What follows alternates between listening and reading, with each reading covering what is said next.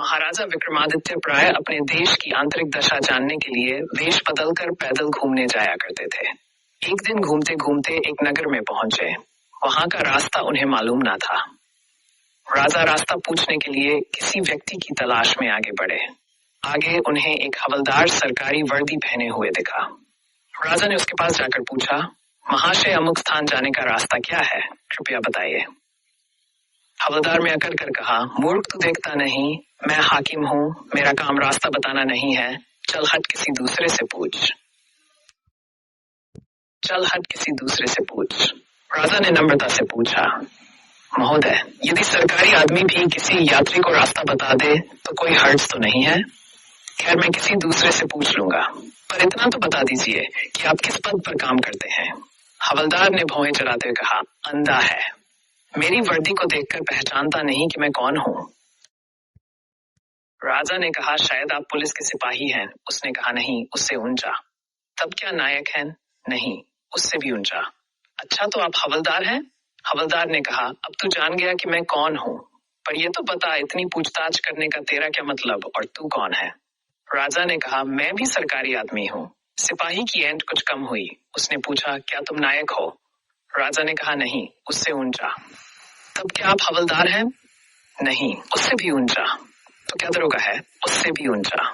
हवलदार ने कहा, तो क्या आप कप्तान हैं? राजा ने कहा, नहीं। तो स्टोरी अच्छी लगी हो तो सब्सक्राइब करें, कमेंट करें, लाइक करें और ज्यादा से ज्यादा सपोर्ट करें, प्यार दे। राजा ने कहा, नहीं, उससे भी ऊंचा। सूबेदार जी हैं? नहीं, उससे भी ऊंचा। अब तो हवलदार घबराने लगा। उसने पूछा, तब आप मंत्री जी हैं?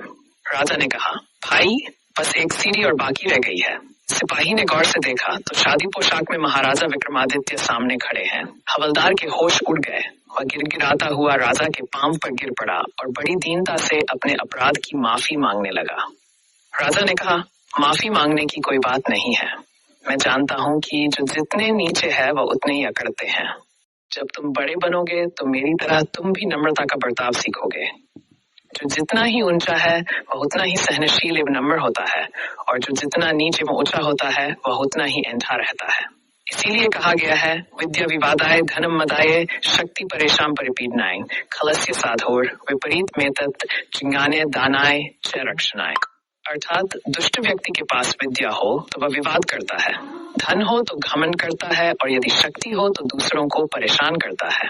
वहीं साधु प्रकृति का व्यक्ति विद्या जान देने में, धन दान और शक्ति दूसरों की रक्षा करने में खर्च करता है। यह स्टोरी अच्छी लगी हो तो लाइक, कमेंट, सब्सक्राइब करें और शेयर करें और इस चैनल को सपोर्ट करें। अच्छे अच्छे कमेंट करें।